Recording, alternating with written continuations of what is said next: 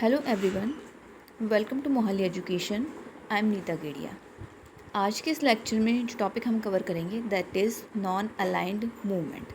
अब ये जो टॉपिक है ये पंजाब मास्टर कैडर एसएसटी में जो पॉलिटी सिविक्स पोर्शन है उसमें भी इंक्लूडेड है और आपके यूजीसी नेट पॉलिटिकल साइंस में भी एडेड है। तो ये टॉपिक आपके दोनों एग्ज़ाम्स के पर्सपेक्टिव से इम्पॉर्टेंट है। तो आइए चलिए स्टार्ट करते हैं। तो एक्चुअली जब हम नॉन अलाइंड मूवमेंट यानी कि गुट निरपेक्ष आंदोलन पढ़ना शुरू करते हैं तो उससे पहले हमें क्या करना है कि थोड़ा सा जो इसके पीछे जो घटनाएं हुई थी, जो इंसिडेंट्स हुए थे हिस्ट्री में, उसको जान लेना बहुत ज़रूरी है। बिकॉज बिना उनको जाने अगर हम डायरेक्ट इस टॉपिक को पढ़ेंगे तो वो इतना अच्छे से समझ में नहीं आएगा। एक बार आप ये सारी सी चीज़ें जो एक ब्रीफ में पढ़ लीजिए, समझ लीजिए, उसके बाद आपको ये टॉपिक काफ़ी ईजी लगेगा। तब basically as we all know कि अब तक हमारे विश्व में 2 वर्ल्ड वॉर्स हो चुकी हैं। ठीक है, फर्स्ट वर्ल्ड वॉर कब हुई थी? 1914 में और टू 1918 के बीच में हुई थी। अब जो सेकेंड वर्ल्ड वॉर हुई थी वो हुई थी आपके 1939 से लेकर 1945 तक। अब इसमें जो सेकेंड वर्ल्ड वॉर थी उसमें बेसिकली 2 ग्रुप सामने सामने हुए थे। एक थे अलाइड फोर्सेस और एक थी एक्सिस पावर्स। अब अलाइड फोर्सेस में कौन थे? अमेरिका, फ्रांस, ब्रिटेन और सोवियत संघ। और इधर आपके एक्सिस पावर्स में कौन था? जर्मनी, जापान और इटली। तो एज वी ऑल नो कि जो एक्सिस पावर्स थे वो हार गए थे। ठीक है, और एक और चीज़ जो हुई थी कि जापान के 2 शहरों पर, हिरोशिमा और नागासाकी पर क्या है, इन्होंने बॉम्ब्स गिराए थे, न्यूक्लियर बॉम्ब्स।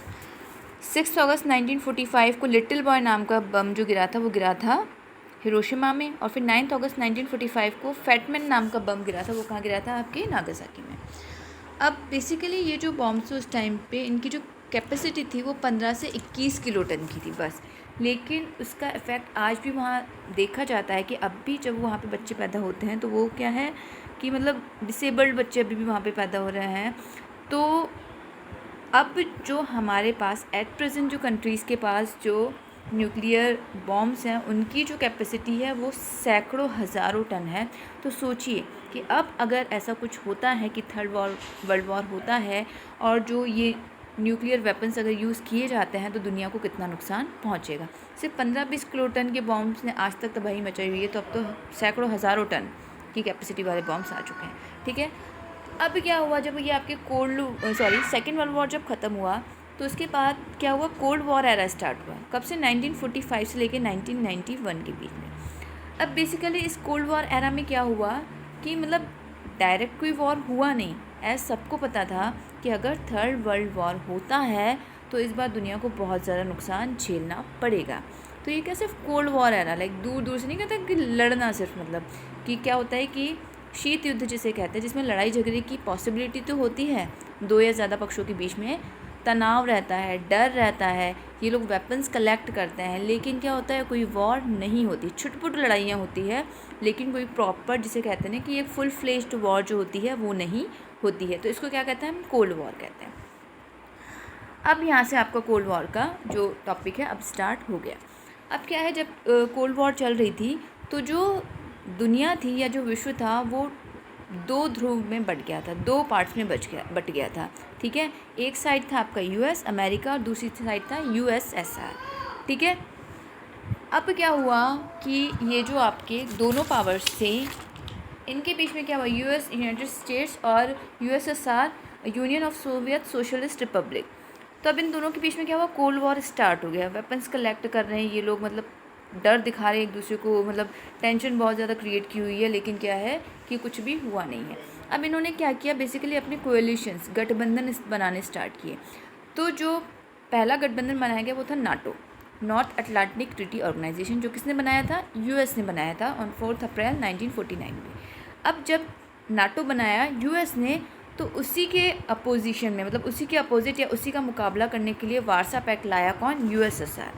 अब जो नाटो था उसका ऑब्जेक्टिव क्या था कि सारे के सारे जितने भी इसकी मेंबर कंट्रीज़ होंगी वो मिलजुल कर रहेंगे, एक दूसरे की हेल्प करेंगे, और अगर इनमें से, इन कोएलिशन में से, मतलब इनकी जो अलाइड कंट्रीज़ हैं उनमें से अगर किसी एक के ऊपर भी अटैक होता है तो सारे समझेंगे कि हम सबके ऊपर अटैक किया है और वो मिल करके मुकाबला करेंगे। और जो वारसा पैक्ट आया था, जो यूएसएसआर लाया था आपका, वो भी एक कोएलिशन ऑफ कंट्रीज़ था। उसका क्या एम था कि नाटो में शामिल देशों का मुकाबला करना। ठीक है, बस नाटो और वार्सा आप नोट कर लीजिए, कई बार क्वेश्चन आ जाता है इनमें से भी, इसलिए इस टॉपिक में मैंने ये चीज़ें डाली है। ये एक्स्ट्रा चीज़ें नहीं हैं, ना ये बोरिंग चीज़ है, ये इनसे रिलेटेड ही चीज़ें हैं, इनसे क्वेश्चंस आते हैं। तो बस इतना ब्रीफ इंट्रोडक्शन सफिशेंट है। उसके बाद 2 कोएलिशन और कराए थे, सीटो और सेंटो। ये दोनों किसके थे? ये दोनों आपके यूएसए के थे, यूनाइटेड स्टेट्स के थे। सीटो क्या था? साउथ ईस्ट एशिया ट्रीटी थी, और सेंटो क्या था? Central treaty organization. अब साउथ ईस्ट एशिया ट्रीटी जो सीटो था, उसका क्या, उस ऑर्गेनाइजेशन का क्या एम था कि साम्यवादियों की विस्तारवादी नीतियों से दक्षिण पूर्वी देश या एशियाई देशों की रक्षा। मीन्स आपके ये जो साउथ ईस्ट में कंट्रीज़ हैं उसमें कम्युनिज़्म जहाँ कहूँ वहाँ पे यूएसएसआर, ठीक है, कम्युनिज़्म या सोशलिज़्म जिसे साम्यवाद कहते हैं, तो उसको प्रसार करने से रोकना, यानी सिंपल है यूएसएसआर का इफेक्ट यहाँ पे इस एरिया में रोकना। फिर आया सेंटो, सेंट्रल ट्रीटी ऑर्गेनाइजेशन। तो इसमें क्या है कि जो सेंट्रल एरिया है, ठीक है, मिडिल ईस्ट वाला जो एरिया है, वहाँ पे यूएसएसआर के इफेक्ट को रोकना, सिंपल साम्यवाद के प्रभाव को रोकना, इट्स साम्यवाद, ठीक है, कम्युनिज़्म जिसे कहते हैं। तो अब शायद आपको पता हो कि जो यूएस था वो क्या, कैपिटलिज्म में बिलीव करता था, और जो यूएसएसआर था वो किस में, कम्युनिज़्म में बिलीव करता था। तो बेसिकली ये फाइट सिर्फ 2 देशों के बीच में नहीं थी, बल्कि 2 आइडियोलॉजीज़ के बीच में थी, 2 विचारधाराओं के बीच में भी थी कि कौन सी श्रेष्ठ है, कैपिटलिज्म या फिर कम्युनिज़्म, पूंजीवादी या फिर साम्यवादी। अब क्या हुआ, आपके कोल्ड वॉर कब जाकर के ख़त्म हुआ? 1991 में with the disintegration of USSR. अब यूएसएसआर जो था उसके टुकड़े हो गए। यूएसएसआर में रशिया को इंक्लूड करके 15 कंट्रीज़ थी, तो इन सब मतलब ये इंटीग्रेशन हो गया, डिसइंटीग्रेशन हो गया इनका। तो 1991 में उसके बाद जो यूएसएसआर का सक्सेसर था, कौन बना था? रशिया बना था। जो यूएसएसआर की सीट थी आपकी सिक्योरिटी काउंसिल में, वो भी किसको मिली थी? रशिया को मिली थी, ठीक है। तो ये कुछ फैक्ट्स हैं, नोट करते जाइए। अब क्या हुआ, ये जो कोल्ड वॉर का टाइम चल रहा था, उसी टाइम पे आपका एक मूवमेंट आया, नॉन अलाइंड मूवमेंट, गुट निरपेक्ष आंदोलन, ठीक है। अब ये बेसिकली जो आपका गुट निरपेक्ष आंदोलन था, ये था क्या? ये एक थर्ड चॉइस था, थर्ड ऑप्शन था, to stay away from both powers. ये जो यूएस और यूएसएसआर की जो लड़ाई चल रही थी, तो अब जो न्यू कंट्रीज़ थी, जो अब जिनको अब फ्रीडम मिली थी, कुछ लीस्ट डेवलप्ड कंट्री थी, कुछ डेवलपिंग कंट्री थी, लाइक इंडिया है, पाकिस्तान है, ठीक है, और भी कई कंट्रीज़ थी। तो अब इन कंट्रीज़ का क्या था कि मतलब हम क्यों इन लोगों के पचड़े में पड़े हैं, मतलब ये यूएस और यूएसएसआर दोनों आपस में लड़ रहे हैं, ठीक है, they are having their resources, उनके पास है, पैसा है, पावर है, रिसोर्सेज उनके पास में, ठीक है, तो वो चलो अपना कर रहे हैं। लेकिन अब हमारे पास तो मेन प्रॉब्लम्स है, गरीबी की है, खाने की है, बेरोज़गारी की है, शिक्षा की है, स्वास्थ्य की है। तो हम अपना पैसा या अपना जो सोच है या अपनी जो स्ट्रेंथ है या अपने जो रिसोर्सेज हैं, उनको हम इन सब जहाँ पे हमारा देश पिछड़ा हुआ है, जिन क्षेत्रों में, हम वहाँ पे क्यों ना लगाए।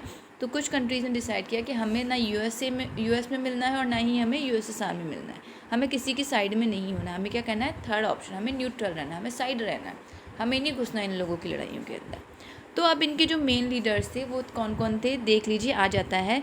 वैसे तो ओवरऑल इन 5 नेम्स हैं यहाँ पे, 5 कंट्री के 5 लीडर्स थे, उन 5 को कलेक्टिवली काउंट किया जाता है।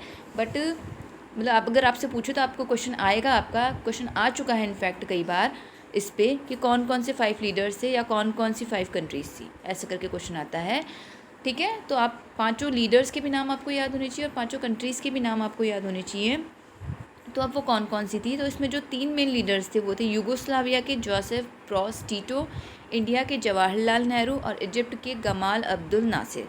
ये तो मेन लीडर्स थे जिन्होंने क्या है कि ये थ्योरी पूरी दी थी या उसको इम्प्लीमेंट किया था। बाद में जो इसके सपोर्टर्स थे वो इंडोनेशिया के सुकर्नो थे और घाना के वामे एनेक्रोमा थे। ये नेम्स आपको टिप्स पे याद होने चाहिए, नोट डाउन कर लीजिए, स्क्रीनशॉट ले लीजिए, ये पक्का आपको याद होने चाहिए अच्छे से। अब हुआ क्या था कि जो बांडुंग कॉन्फ्रेंस हुई थी उसमें क्या है, इस नेम के प्रिंसिपल्स अराउंड मतलब ड्रॉ कर लिए गए थे, कि सोच लिया गया था कि हाँ ऐसा कुछ करेंगे। बाद में जा कर के आपके 1961 में, ये रही वाली लाइन कि 1961 में ऑन 1 सितंबर 1961 बेलग्रेड में क्या हुआ, ऑफिशियली गुटनिरपेक्ष आंदोलन का पहला सम्मेलन हुआ। ठीक है, अब अभी इसमें कितनी कंट्रीज़ है, 120 कंट्रीज़ है, 17 उसमें से ऑब्जर्वर्स है, 10 इंटरनेशनल ऑर्गेनाइजेशंस है इसके पास में। और एक क्वेश्चन भी कई बार आता है कि 14th समिट कब हुआ था, तो 14th समिट जो है आपका 2006 में हवाना क्यूबा में हुआ था। अब देखिए कि इसके उद्देश्य क्या थे नाटो के। तो जो नाटो के उद्देश्य थे वो बेसिकली ये थे कि निष्पक्ष रहना है। ठीक है, हमें इनके कहते हैं ना कि किसी के फटे में टांग नहीं अड़ानी है, तो वो बात है यहाँ पे कि हमें क्या करना है, इनके प्रॉब्लम्स के अंदर नहीं कूदना है। एज इनमें इनके अंदर कूदते हैं तो हमारा जो पैसा होगा, हमारे जो सोर्सेज होंगे या हमारा जो लेबर है वो कहाँ यूज़ होगा, इनकी लड़ाइयों में यूज़ होगा। लेकिन हम क्यों मतलब वेस्ट करें ये चीज़ों को। अभी तो हमें आज़ादी अभी मिली है, अभी तो हमें हमारा मतलब प्रेजेंट को इम्प्रूव करना है, फ्यूचर प्लानिंग्स करनी है। इतना जो नुकसान हमें करके गए हमें उसकी भरपाई करनी है, आगे आने वाली जनरेशन के लिए जो है हमें कुछ अच्छा करना है। अभी एट प्रेजेंट जो प्रॉब्लम्स है उनको मतलब दूर करना है, डेमोक्रेसी चलानी, इतनी ज़्यादा इंपॉर्टेंट चीज़ें हमारे पास करने को है। लेकिन अगर हम इसमें उलझ के तो फिर हम अपना विकास नहीं कर पाएंगे। इसलिए क्या है, ये नॉन अलाइंड मूवमेंट की पॉलिसी जो है उन्होंने अडॉप्ट की कुछ इन कंट्रीज़ ने।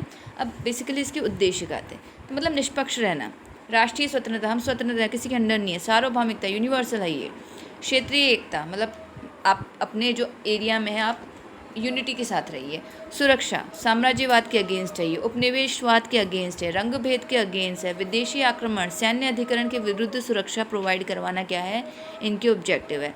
मीन्स अगर मैं मोटा मोटा कहूँ आपके तो 3 चीज़ें आ जाएंगी, रेसिज्म, इम्पीरियलिज्म और कॉलोनियलिज्म। ठीक है, अब एक क्वेश्चन आता है कि क्या जो गुटनिरपेक्ष आंदोलन है वो सेपरेटिज्म या न्यूट्रलिटी कहता है, पृथकतावाद है या तटस्थतावाद, तो नहीं, ये ना तो पृथकतावाद मतलब अलग थलग रहने की नीति तो ये बिल्कुल नहीं है, और ना ही ये न्यूट्रल रहने की नीति है। क्यों, क्योंकि पृथकतावाद क्या कहता है कि अलग रहो, मामलों से कट कर रहना एक में, कि हमें कोई मतलब नहीं है। लेकिन गुटनिरपेक्ष ऐसा नहीं कहता है, वो क्या कहते हैं, शांति और स्थिरता में सक्रिय भूमिका निभाते हैं। ठीक है, अब जब हम तटस्थता की बात करते हैं तो तटस्थता कहती है कि युद्ध में शामिल नहीं होना। ठीक है, हाँ जी ठीक है, युद्ध में शामिल नहीं होना है, लेकिन युद्ध ना हो ऐसी परिस्थितियाँ भी तो तैयार करनी है। तो नैम क्या कहता है कि सही गलत को देखो। ठीक है, हमें क्या करना है, युद्धों को टालने की कोशिश करनी है। अब जब हम इंडिया के रेफरेंस में नेम को देखते हैं तो इंडिया क्या करता था, बेसिकली वी ऑल नो कि इंडिया किसका फ्रेंड था, यूएसएसआर का, और अभी रशिया का फ्रेंड है इंडिया। वो हमारी बहुत अच्छी मतलब कहते हैं ना एली कंट्री है हमारी, बहुत अच्छी हमारी दोस्ती है उसके साथ में, वो हमारी हमेशा हेल्प करता है। तो कई बार लोग इंडिया पे ये आरोप लगाते हैं कि वो बेसिकली नैम का दिखावा ही करता है, वो मतलब इनडायरेक्टली वो क्या है, यूएसएसआर के साथ है, लेकिन ऐसा कुछ नहीं है। ठीक है, हम बायलैटरल रिलेशंस तो हमारे और भी कई कंट्रीज़ के साथ है, इवन यूएस के भी साथ है। तो इसका मतलब ये नहीं है कि इंडिया क्या है, नैम को फॉलो नहीं कर रहा है, इंडिया नैम को फॉलो कर रहा है। ठीक है, तो ये ना तो पृथकतावाद है और ना ही ये तटस्थवाद है, ये नैम है, नॉन अलाइंड मूवमेंट है। अब इसमें होता क्या है बेसिकली कि हम न्यूट्रल रहते हैं, लेकिन ऐसा कुछ करते हैं कि हमें दोनों ही कंट्रीज़ क्या करें कि अवॉइड ना कर पाए। सपोज़ अगर यूएस हमें अवॉइड करने की कोशिश करता है तो हमारे पास ऑप्शन है, हम यूएसएसआर के साथ जा सकते हैं, या यूएसएसआर अवॉइड करता है तो ऑप्शन होता है कि यूएस के साथ जा सकते हैं। ठीक है, और अगर क्या होता है कि सपोज़ कि कोई भी एक कंट्री अगर हमें दबाने की कोशिश भी करती है तो हम दूसरे के पास जाकर के हेल्प ले सकते हैं। ठीक है, तो नैम बेसिकली आज भी प्रासंगिक है। नैम, चलो हम ये नहीं कहते कि 1991 में जो डिसइंटीग्रेशन हुआ उसके बाद से नैम ख़त्म हो गया, वो आज भी लागू है। मतलब हालांकि ये कोल्ड वॉर का जो एरा है वो ख़त्म हो चुका है, लेकिन नैम आज भी प्रासंगिक है कि आपके मोरारजी देसाई ने एक जेन्युइन नॉन अलाइंड मूवमेंट मतलब जेन्युइन नॉन अलाइंड की पॉलिसी दी थी कि अब जेन्युइनली इंडिया देखेगा कि उसके लिए क्या बेनिफिशियल है, कहाँ से वो बेनिफिट एक्सट्रैक्ट कर सकता है, तो वो वहाँ पे अपने फ़ायदे सोचेगा। तो आपके आज के लेक्चर में इतना ही। ठीक है, ओके, आप अच्छे से इसको देखिए, पढ़िए, समझिए, क्वेश्चंस अटैम्प्ट करें और मेरे वीडियो को लाइक और सब्सक्राइब करना ना भूलें। Thank you so much for watching this video.